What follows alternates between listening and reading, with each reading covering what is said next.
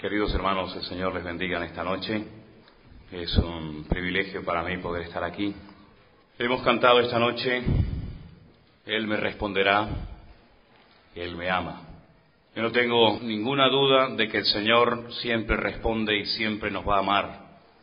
No tengo ninguna duda en eso. El problema que tengo es si el pueblo de Dios en esta hora le va a responder a Él, como Él espera que le respondamos. La duda que yo tengo es si vamos a entender que estamos en un tiempo extraordinario en la historia de esta nación y las posibilidades que la Iglesia del Señor tiene en este momento. Jamás ninguna generación de cristianos españoles la ha tenido nunca. Los medios que tenemos a nuestro alcance jamás las generaciones que nos precedieron en el pasado habían jamás soñado en tener. Estamos en un tiempo glorioso en la historia de este país. Y yo siento en mi corazón de que Dios va a hacer algo grande y muchos de nosotros vamos a ser partícipes de ello. Muchas tonterías se han dicho sobre España, muchas exageraciones también.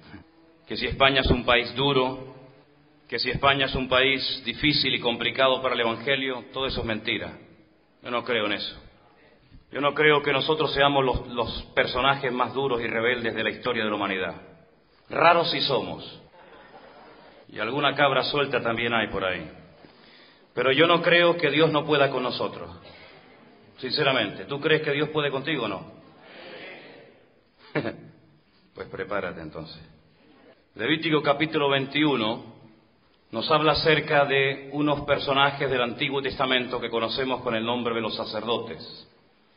Y si alguien está pensando que esto no tiene nada que ver con nosotros, permíteme recordarte el texto de Primera de Pedro que dice: nosotros que antes no éramos pueblo, ahora somos pueblo de Dios, real sacerdocio, nación santa, pueblo adquirido por Dios, para que anunciemos las virtudes de aquel que nos llamó de las tinieblas a su luz admirable. Somos sacerdotes del Señor en este tiempo final. Y Levítico capítulo 21 nos habla acerca de las características, de las condiciones que tenían que tener estas personas si querían realmente ministrar a Dios. Es un peligro cuando cualquier persona se lanza a ministrar. Es un peligro cuando una persona se lanza sin unción, sin llamado, sin previamente haber sido preparado por el Señor, se lanza a la aventura sin haber sido comisionado por Dios. Yo no me pongo debajo de un ministerio de ese calibre ni loco, pero es una garantía. Es una seguridad tremenda la que una persona puede tener cuando está bajo la cobertura espiritual de un hombre de Dios. A pesar de sus errores y a pesar de sus defectos, es un gozo para un creyente poder estar bajo la cobertura espiritual de un hombre de Dios. Pero no todo el mundo vale para esto. Hay gente que vale para los negocios, hay gente que vale para el deporte, hay gente que vale para la música, hay gente que vale para el ministerio y otros que no valen para el ministerio. Valen para otra cosa, pero para esto no. Yo siempre he dicho que servir al Señor es lo más complicado del mundo y el privilegio más grande que puede tener un ser humano sobre la tierra. Yo no sé por qué Dios me llamó a mí hace 20 años atrás. Yo con 19 años pastoreé mi primera iglesia en Santa Cruz de Tenerife y tengo 40. Voy a cumplirlo dentro de unos días. Yo no sé lo que Dios ha visto en nosotros cuando Él ha depositado tanta responsabilidad sobre nuestros hombros. Pero de una cosa estoy seguro, y es que si el Señor nos ha llamado y el Señor nos ha traído hasta este punto de la historia, es por algo. Y yo no quiero desaprovechar esta oportunidad. Yo no quiero que el Señor diga: tanto orar, tanto ayunar, tanto reprender, tanto esperar, al fin y al cabo ha llegado la hora de la verdad y no han sido capaces de dar el paso al frente. El hermano Daniel decía: es el tiempo. Yo también lo creo con todo mi corazón. Ya ha llegado el tiempo, ¿saben? Ya hemos perdido mucho tiempo en divisiones, en subdivisiones, en líos, en peleas y en diretes. Ha llegado el momento de que la iglesia en España demuestre si realmente va en serio o no va en serio. Ha llegado el momento donde de verdad los que dicen que han sido llamados por el Señor, cállate y demuéstralo ya en el nombre del Señor. Ya no es tiempo de hablar. A mí me encanta, me fascina el nombre que el Espíritu Santo le inspiró a Lucas cuando escribió el libro de los Hechos de los Apóstoles. No es el libro de los proyectos de Pablo, no es el libro de las ideas de Pedro, no es el libro de los planes de la iglesia primitiva, es el libro de los hechos, hermanos. Y eso es lo que hace falta: menos hablar, menos opinar, menos cuestionar, menos largar y más obrar en el nombre del Señor. Qué lástima, no lo he traído, se me olvidó, pero quiero dejar bien claro que yo soy español, de padres españoles, y tengo la libertad para decir cosas que a lo mejor una persona de otra nación no podría decir porque lo cuestionarían. Yo soy español. Y yo me atrevo a decir esta noche que el problema de esta nación no son los inconversos. Dios nunca ha tenido problemas con los inconversos. Jamás. Ni en el pasado, ni en el presente, ni en el futuro Dios no tiene problema con los inconversos. Los problemas Dios siempre los ha tenido con nosotros, sus hijos. Y yo creo que el problema de esta nación no pasa por los inconversos. El problema de esta nación pasa por una iglesia cómoda, floja y vaga. Cristiano español es el más vago que yo he conocido en mi vida. Es capaz de meterse en un crédito de 30 años para comprar una casa o un coche, pero es incapaz de dedicarle 1 hora a la semana al Señor. Es capaz de meterse en negocios, pero increíbles, pero a la hora de llegar al terreno de la realidad, si te he visto no me acuerdo. Muchas veces me dicen, Manolo, ¿es verdad que en esos países donde tú has tenido la oportunidad de ir hay avivamiento? ¿Es verdad? Digo, mira hijo, te voy a decir una cosa. Yo no sé si son avivamientos, despertamientos, no sé ni lo que es ni me interesa. Pero el interés y la pasión por las almas perdidas que yo he visto en otros lugares todavía no la he visto en España. Veo pasión por el fútbol, veo pasión por los toros, veo pasión por un montón de historias, pero todavía no he visto en este país una pasión tremenda por las almas perdidas que se nos están yendo de las manos, queridos hermanos. Yo quiero leer el Levítico capítulo 21 porque esta es para mí la clave de todo. La santidad en los sacerdotes de Dios. Yo no voy a predicar seguramente de lo que a ustedes les gusta. Seguramente algunos se van a sentir muy molestos con esto. Yo me agradará en el alma que tú te enfades conmigo. Jehová le dijo a Moisés, habla a los sacerdotes, los hijos de Aarón, y diles que no se contaminen por muertos en el pueblo. Versículo 4 dice, no se contaminará como cualquier hombre de su pueblo haciéndose inmundo.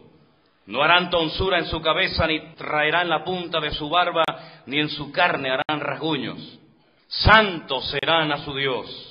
No profanarán el nombre de Dios, porque las ofrendas encendidas para Jehová y el pan de su Dios ofrecen, por tanto serán santos.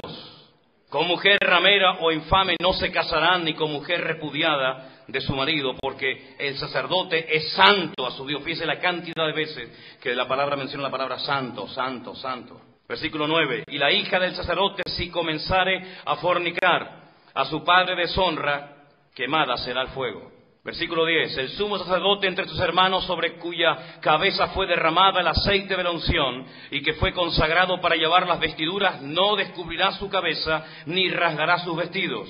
No entrará donde haya alguna persona muerta, ni por su padre ni por su madre se contaminará. Versículo 12, ni saldrá del santuario ni profanará el santuario de Dios, porque la consagración por el aceite de la unción de su Dios está sobre él.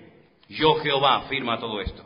Versículo 13, tomará por esposa una mujer virgen, no tomará viuda, ni repudiada, ni infame, ni ramera, sino tomará de su pueblo una virgen por mujer, para que no profane su descendencia en sus pueblos, porque yo Jehová soy el que los santifico. Versículo 16, Jehová habló a Moisés diciendo, ninguno de tus descendientes por sus generaciones que tenga algún defecto, tome nota de esa palabra, se acercará para ofrecer pan a su Dios. Porque ningún varón en el cual haya defecto se acercará. Tome nota de los defectos que menciona. Ciego, cojo, mutilado, sobrado, varón que tenga quebradura de pie o rotura de mano. Verso 20, jorobado, enano, o que tenga nube en el ojo, o que tenga sarna o empeine o testículo magullado. Ningún varón de la descendencia del sacerdote Aarón en el cual haya defecto se acercará para ofrecer las ofrendas encendidas para Jehová. ¿Cuántos dicen amén? Era un privilegio ser sacerdote en los tiempos de la Biblia. Era una élite, una casta, permítame la expresión especial. Una tribu separada específicamente para las labores sacerdotales, para ministrar a Dios y al mismo tiempo para ministrar al pueblo. Tenían que ser botones de muestra de lo que demandaba Dios del pueblo. Sus matrimonios tenían que ser ejemplares. La misma Biblia dice, si no sabes gobernar tu propia casa, ¿cómo te vas a meter a gobernar la vida de los demás? La palabra de Dios dice que eran personas que tenían que vestir de una manera distinta y diferente. Es decir, tenían que ir contracorriente, tenían que marcar una auténtica diferencia. Por ejemplo, el sumo sacerdote, dice la Biblia, que tenía sobre su pecho un pectoral con 12 piedras preciosas. Y en cada una de esas piedras preciosas había un nombre de cada una de las 12 tribus de Israel. Esto me habla de el corazón del sacerdote, la pasión, el interés, el amor que tiene que tener por la gente que ministra. Un siervo de Dios sin corazón es una bomba, es un peligro. Un hombre que mangonea y manipula a la gente y que se sirve de la gente y que ama las cosas y usa a la gente es un peligro, no merece estar aquí arriba. El sacerdote tenía continuamente las 12 piedras que le recordaban las 12 familias a las cuales él representaba y servía en el nombre de Dios. Pero también dice la Biblia que sobre sus hombros había piedras preciosas con los nombres de las 12 tribus de Israel, lo cual me habla de que no solamente es un privilegio, sino también es una responsabilidad. Si alguien quiere vivir cómodamente, exento de problemas, que nadie te cuestione y nadie te critique, búscate cualquier otra cosa, pero no te metas a siervo de Dios. Porque vas a estar en el punto de mira de toda la gente. Y lo hagas como lo hagas. Además, en este bendito país, donde no todos tienen don de lengua, pero hay algunos que tienen una lengua que parece un don. Lo hagas como lo hagas, siempre te van a cuestionar, siempre. He llegado a la conclusión, gracias a Dios, no ahora, sino ya hace algún tiempo, y desde que llegué a esa conclusión duermo de maravilla, de que es imposible agradar a todo el mundo en una iglesia. Es imposible totalmente. Realmente porque tenemos que preocuparnos de agradarle en todo lo que hacemos, decimos y compramos y ejecutamos en la vida, es al Señor que nos llamó y nos puso en esto. Pero fíjense cómo la palabra de Dios dice que tenían que ser personas sin defectos físicos. Y yo quiero comparar los defectos que no podían tener con los defectos espirituales que puede tener una persona que quiere servir a Dios. Por ejemplo, dice la Biblia que no podían ser ciegos. No vas a ver nunca en la Biblia a un sacerdote ciego. Jesús dijo que un ciego no puede guiar a otros ciegos porque los dos caerán en el mismo pozo, en el mismo hoyo. Esto nos habla de gente carente de visión. Uno de los grandes problemas hoy en día en este bendito país es la poca visión que hay. Siempre quejándonos, siempre lamentándonos, no puedo, no tengo, no hay, no puedo, no tengo, no hay. Pero tú miras el nivel de vida de los cristianos españoles y te caes de espalda, querido. No hay para lo que no te interesa, pero para lo que sí te interesa hay siempre. Y ya estamos terminando el verano y estamos pensando en las vacaciones del año que viene. Porque hasta donde llegue nuestra visión, hasta allí vamos a llegar como pueblo de Dios. Tenemos que ampliar nuestra visión, queridos hermanos, y darnos cuenta que vivimos en una nación donde hay 40 millones de hombres y mujeres que no conocen a Cristo. Que no hay que ir al África, y no digo que no haya que ir, pero no hay que ir a un país africano tercermundista para comenzar a evangelizar. Empieza en tu barrio, empieza en tu calle, empieza en tu bloque, porque hay 40 millones de almas que no conocen al Señor.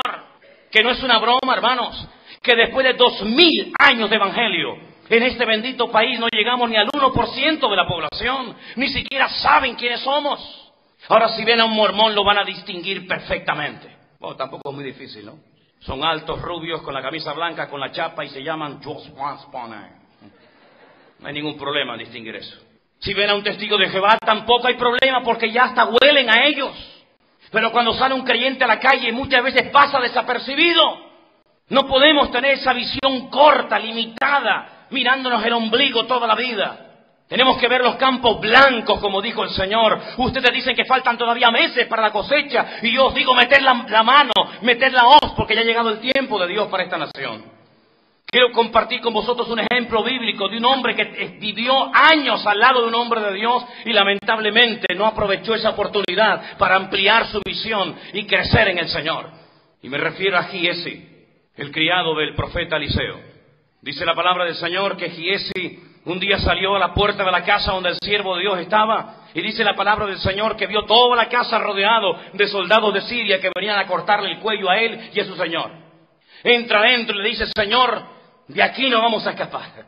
Vienen armados hasta los dientes, vienen a por nosotros.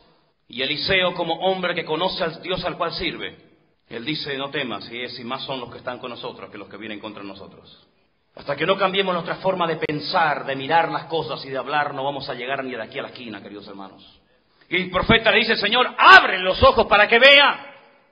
Y dice la Biblia que Dios hizo una intervención sobrenatural, de tal manera que Él amplió, Él vio el mundo espiritual, Él se dio cuenta de que había ángeles y carros de fuego y la gloria de Dios estaba en aquel lugar.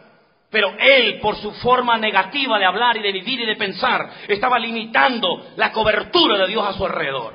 Y es importante que nos demos cuenta, amados hermanos, que Dios no necesita una multitud para hacer grandes cosas, simplemente necesita a uno, a uno. Es hora de que ampliemos nuestra visión y nos demos cuenta de que es posible alcanzar España. Lo tenemos más fácil que nunca, queridos hermanos. Más fácil que nunca. Es un país virgen. Es un país donde hay cientos de pueblos, donde no hay ni un solo hijo de Dios sirviendo al Señor y dando testimonio. El primero que llega pega y da dos veces.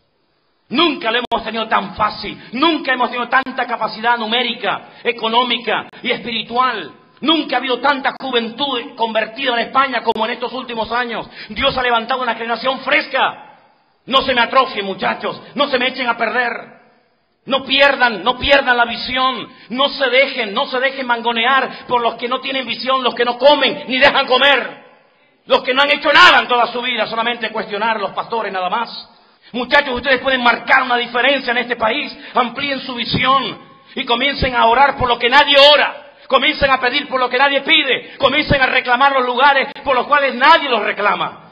Vamos a marcar una diferencia en el nombre del Señor en este país. Yo creo que es posible. El Señor nos da un botón de muestra en los evangelios cuando el avivamiento empezó, el mover de Dios empezó en Jerusalén. Y fue salpicando de una ciudad a otra. ¿Por qué Jerusalén? Porque era el lugar más cerrado. Y Dios toma lo más cerrado, donde vivía Anás y Caifás, donde estaba Pilato, aún lavándose las manos, donde estaban los peores enemigos del Señor. Él empieza en Jerusalén para demostrarnos que si lo más duro cae, lo más fácil también caerá.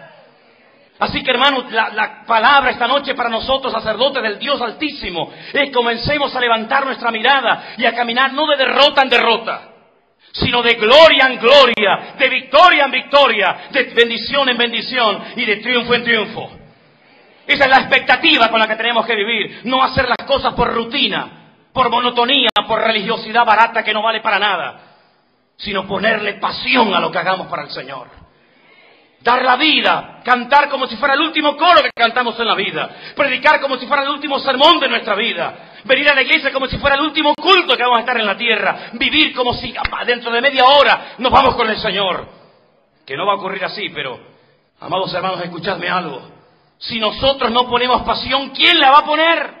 7.500 millones de pesetas se gastó el año pasado España en brujos, en curanderos, porque están buscando respuestas. Y la iglesia está encerrada en sus templos de hace ya mucho tiempo. Y tenemos que comenzar a conquistar el terreno del diablo, hermano. Tenemos que comenzar a salir a las calles y darnos cuenta de que es posible alcanzar España. ¿Cuándo habíamos pensado en tener emisoras de radio? Hay algunas, con sus defectos o virtudes, pero ya hay. Nuestra iglesia está emitiendo los cultos por internet. Todo el mundo puede ver lo que está pasando en una pequeña iglesia en Santa Cruz de Tenerife. Hay medios a nuestro alcance, hay posibilidad. Hermano, amplía la visión, no te quejes, no te lamentes, no estés preocupado por lo que no tienes, preocúpate por lo que tienes y lo estás usando para el Señor. Amplía tu visión en el nombre del Señor. Dice la Biblia que no podían ser enanos. Nunca verás a ningún sacerdote israelita enano, porque esto nos habla de una falta de crecimiento. Y hermanos, una de las cosas que el Señor quiere es que crezcamos y maduremos en las cosas del Señor. 3 años el Señor estuvo con sus discípulos y casi en la recta final, Felipe le dice: Señor, muéstrame al Padre y me basta.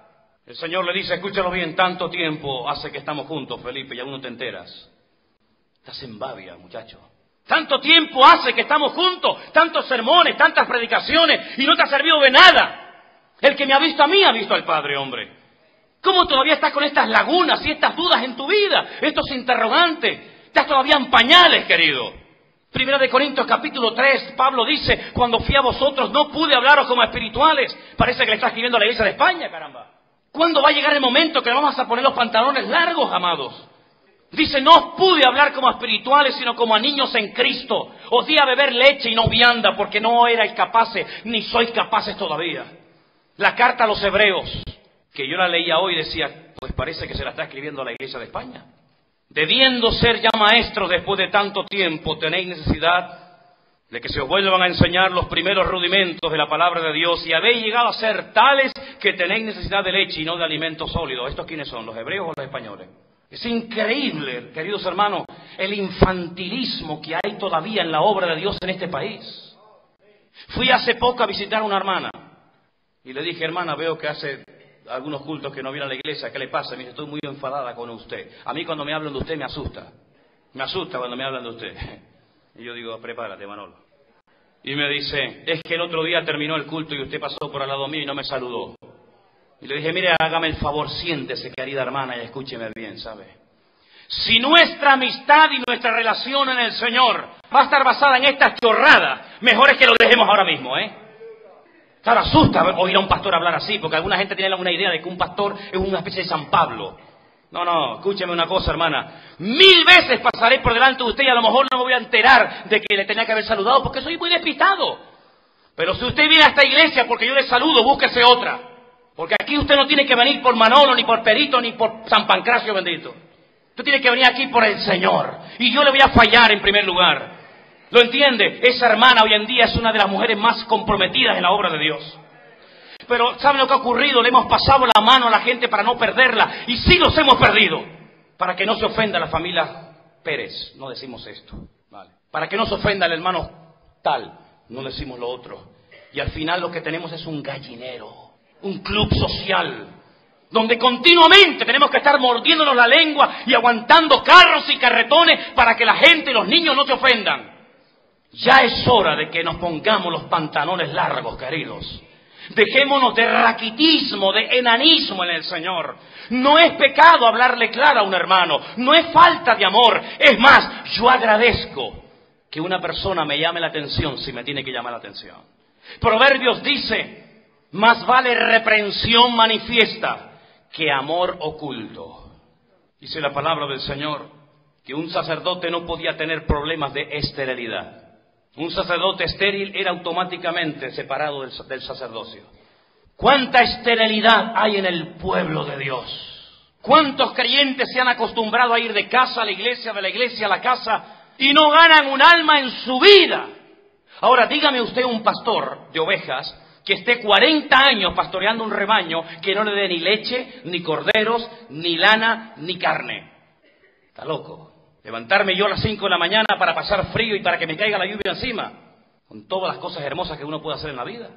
Uno se levanta a las 5 de la mañana y se juega la vida con leones y con osos y con lo que venga, porque uno espera recibir algo a cambio, amados hermanos.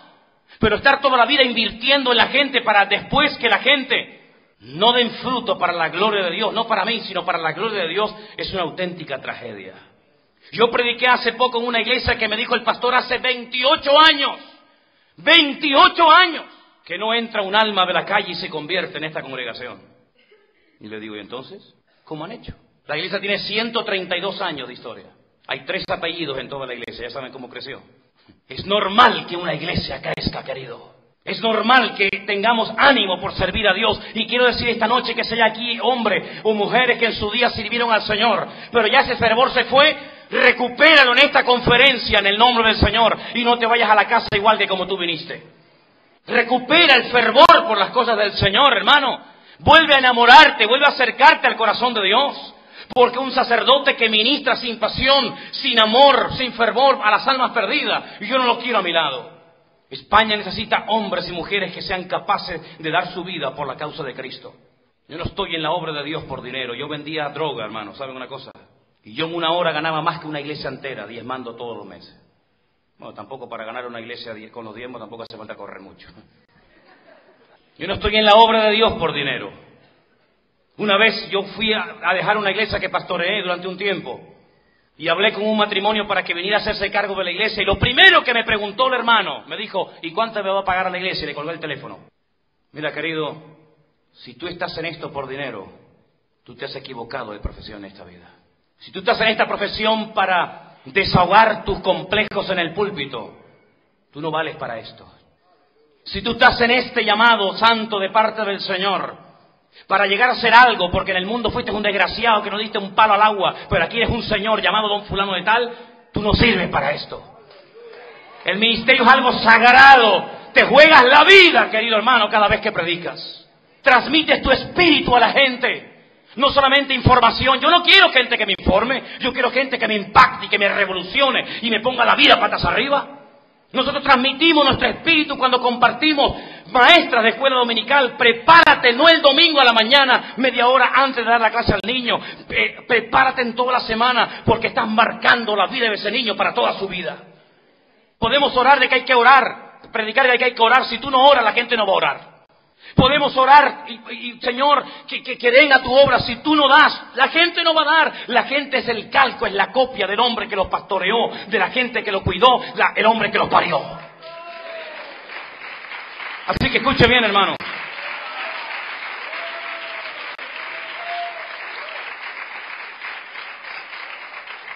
Genéticamente, escuche bien esto, lo natural es el reflejo de lo espiritual, siempre. Dios toma lo visible para hablarme de lo invisible, siempre. Es una ley normal. Mire, genéticamente, mis hijas, tengo dos, genéticamente mis hijas, yo puedo demostrar que son mis hijas. El vecino de arriba no puede. Creo que no. No. Cuando ven a mis hijas, ¿saben lo que dicen? Son iguales que el padre. Hombre, claro, no, ¿a quién se van a parecer? Normal. Pero en el sentido espiritual, ¿a quién se parece? La gente que parimos, a ti, querido. Por eso si tú eres una persona con complejos terribles, tú sin querer vas a transmitir tus complejos a la gente. Si eres un prepotente y un arrogante, vas a transmitir eso a tu gente. Por eso, decía al principio, qué maravilla estar bajo la cobertura espiritual de un hombre de Dios. Uno se relaja y se descansa en el Señor, lo cual no significa que no tienes que ser responsable con tu relación delante del Señor. Hay gente que últimamente, yo observo esto, yo soy muy observador, a veces me hago el tonto, pero no se me escapa ni una, ¿saben? Yo me hago el tonto, yo no tengo ni un pelo de tonto. Hay gente que está yendo de un lugar a otro buscando lo que Dios podría darle si tuvieran comunión con Él, pero no tienen comunión con Él, prefieren vivir del sudor de otro. Yo no oro más por nadie que me dice yo quiero tener tu unción. Por eso lo digo para que lo sepan todos aquí, ¿eh? Mientras tú estás viendo el gran hermano, yo estoy en mi habitación de rodillas buscando a Dios y encima quiere que te dé mi unción. No tienes tu morro ni nada, muchacho.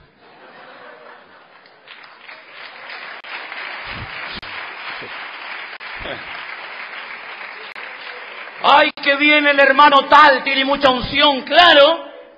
¿Cómo no va a tener? Habrá pagado un precio, digo yo, ¿no? Yo no puedo vivir del sudor de otro, yo no puedo vivir de la bendición de otro. Tú tienes que aprender a caminar con tu comunión personal y privada con el Señor.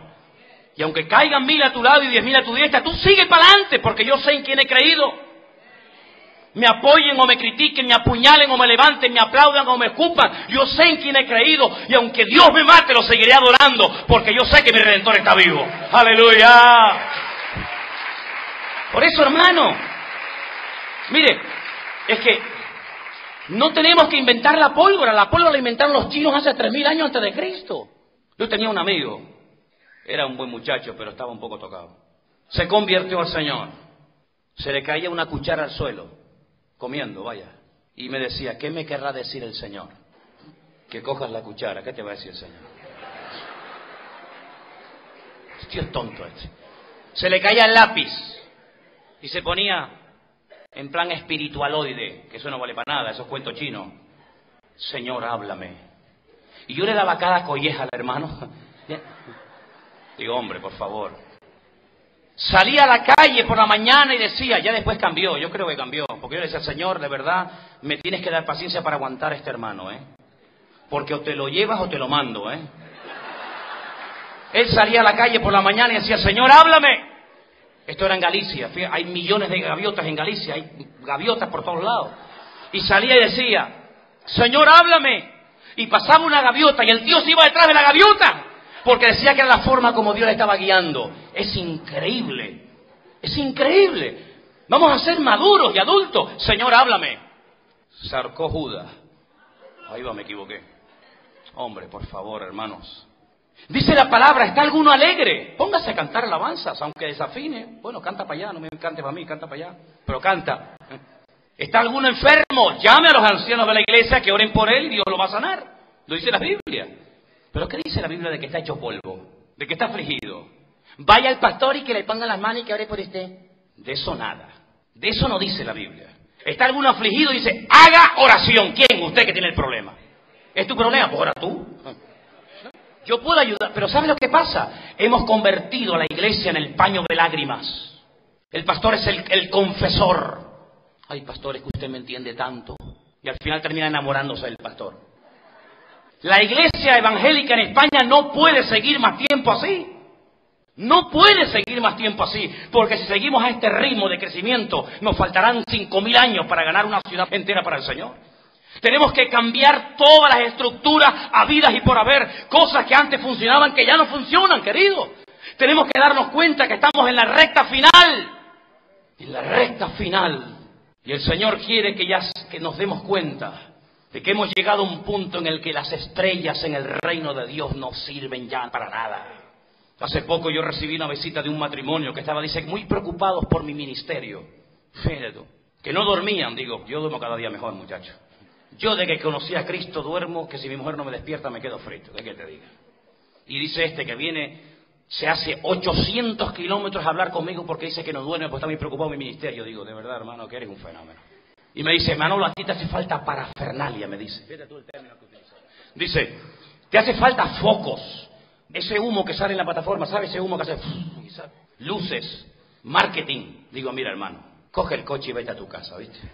¿Qué estás diciendo? Es que así nunca llegarás a nada. Digo, que yo ya llegué. Yo ya llegué. Yo soy acepto en el amado. El que me invita o me invita como soy o que llame a otro. Yo no tengo que luchar para hacerme un puesto en la obra de Dios. A mí las puertas me las abre el Señor, mi representante es el Espíritu Santo. Y cuando Dios me abre una puerta no tengo miedo que se me cierre, porque si Dios me la abrió no se va a cerrar. Pero si Dios me la cerró, no me la va a abrir. ¡Aleluya! Ya está, hermano. ¿Sabe lo que nos hace falta en España? Lo que nos hace falta de verdad es más compromiso, más santidad. Lo que nos hace falta realmente es pagar el precio que Dios pide que paguemos. Y yo espero que en estos días de conferencias el Espíritu Santo te hable de tal manera que comiences a dar los pasos que a lo mejor hasta el día de hoy tú no has dado. Yo espero sinceramente que en estos días tú, como sacerdote del Dios Altísimo, te des cuenta de que ya Pablo murió, Pedro no está, Juan se marchó y ahora es el tiempo nuestro. Estamos en los tiempos de nosotros, nos toca a nosotros hacer lo que otros quisieron y no pudieron. Y quiero decirte algo para terminar en esta noche. El sacerdote era un hombre que hasta en su vestidura llevaba una lámina de oro en su cabeza que ponía santidad al Señor. El representante de los sacerdotes de la época fue Aarón, el hermano de Moisés. Dice la Biblia que un día el Señor le dijo a Moisés, suba a lo alto del monte con tu hermano y con tu sobrino. Y allí te voy a hablar, te voy a mostrar cosas. Y allí subieron tres y bajaron 2. Porque dice la palabra del Señor que el Señor le dijo, el tiempo para reunirse Aarón con su pueblo ha llegado, quítale las vestiduras sacerdotales y pónselas a su hijo Eleazar. Y así murió Aarón, no murió de un infarto, no murió de viejo, no murió de un tiro en la cabeza, murió cuando le quitaron las vestiduras sacerdotales, la santidad de Dios. Se las quitó su hermano, se las puso a su sobrino, a Eleazar. Y hubo una transmisión, hubo un paso de unción de uno a otro. Aarón murió y a partir de ese momento el sacerdote de Dios era Eleazar. Si tú has perdido la santidad en tu vida, tú eres hombre muerto. Tienes los días contados. Tienes los días, las horas, los minutos contados. Si tú eres una cosa aquí arriba y otra allá abajo, tus días están contados. Si tú eres un fenómeno en el púlpito, pero un desgraciado, un sinvergüenza y un hipócrita en tu casa, tus días están contados. Si a ti te ama y te tira el dinero, tus días están contados. España lo que necesita no son estrellas ni cantantes, ni parlanchines ni payasos. España lo que necesita son hombres y mujeres que vivan en santidad, en la iglesia, en la casa, en el trabajo, en lo privado y en lo público. Y un hombre que vive lo que predica, un creyente, una familia que vive fuera en la sociedad, donde realmente pasamos más tiempo que en la iglesia. Un hombre que realmente se compromete con el Señor y vive fuera lo que dice que cree dentro, ese hombre marca una diferencia. Y si no, vayan ustedes a la palabra de Dios. José era un esclavo, pero marcó una diferencia. David era un don nadie, marcó una diferencia, porque era un hombre según el corazón de Dios. Daniel era un desterrado allí en Babilonia, marcó una diferencia, porque se propuso en su corazón no contaminarse. Todos los hombres y mujeres que van en serio con Dios no pasan desapercibidos. Satanás te teme, tiembla. Hay gente que va por la vida, Satanás me atacó, Satanás me tentó. El diablo me tiene que tener miedo a mí, no yo al diablo, querido hermano. Yo no le hago propaganda a la competencia. Yo no hablo de lo falso, yo hablo de lo verdadero. Y ese Señor está vencido en la cruz del Calvario hace 2000 años. Y yo tengo autoridad y poder para marcar una diferencia en estos tiempos. Y tú también, querido hermano. Ya es hora de dejarnos de complejos de inferioridad. No somos ni peor ni mejor que nadie. Pero Dios cuenta con cada uno de nosotros. Y el hombre que se atreva en estos tiempos a decir, heme aquí, Señor, cuenta conmigo, te aseguro que ese hombre, aunque no sepa cantar, aunque no sepa predicar, aunque no sepa hacer lado con un canuto, ese hombre Dios lo va a usar y va a sorprender a mucha gente. Ese es el tipo de personas que Dios está buscando. Vamos a dejar de buscar varitas mágicas. No existen varitas mágicas. Vamos a dejar de buscar métodos, a ver cuál es el método, este o el otro. No hay métodos usados por Dios. Son personas usadas, bendecidas y ungidas por el Señor las que marcan una diferencia. No es cuestión de edad, no es cuestión de intelecto, no es cuestión de capacidad, no es cuestión de carisma personal, de gancho, de no sé qué. No, es cuestión de vivir santamente delante de Dios. Y yo te digo algo, querido hermano, ha llegado el tiempo de que Dios comience a hacer una limpieza dentro de su casa. Él dice en su palabra que viene a buscar una iglesia sin mancha y sin arruga. ¿Y cuántas manchas y arrugas tenemos todavía? Hay muchas manchas y muchas arrugas. Hay mucha doble vida, mucha doble moral, mucha división, muchos pleitos y celos y envidia y afán de protagonismo. ¿Y por qué predica este y no predico yo? ¿Qué me importa quién predique? Alguien tiene que hacerlo y ya está, ¿no? ¿A mí qué más da? Y no tengo ningún miedo de que alguien me haga sombra, porque a mí yo estoy bajo la sombra del Omnipotente, no bajo la sombra de ningún hombre. Así que no temas, porque te voy a decir una cosa, cuando tú te propones en tu corazón servir a Dios, empezarán las luchas, los problemas, las batallas, pero mayor es el que está en ti que el que está en el mundo. Dice la palabra que aunque andes por valle de sombra y de muerte, no temas. ¿Por qué? ¿Por qué no temo? Porque Jehová es mi pastor y nada me faltará. Y aunque un ejército acampe contra ti, no temerá mi corazón. ¿Por qué? Porque Jehová es mi luz y mi salvación. Y aunque Dios me mate, lo seguiré adorando, querido hermano. Por lo tanto, ponte las pilas en esta noche. Un hombre de Dios que marcó una diferencia. Tan diferencia marcó, tan espectacular era su vida, que Dios hasta presumía delante de las tinieblas por él. Decía Satanás, ¿has visto a mi siervo Job? No hay otro como él. Nosotros cantamos, no hay nadie como tú.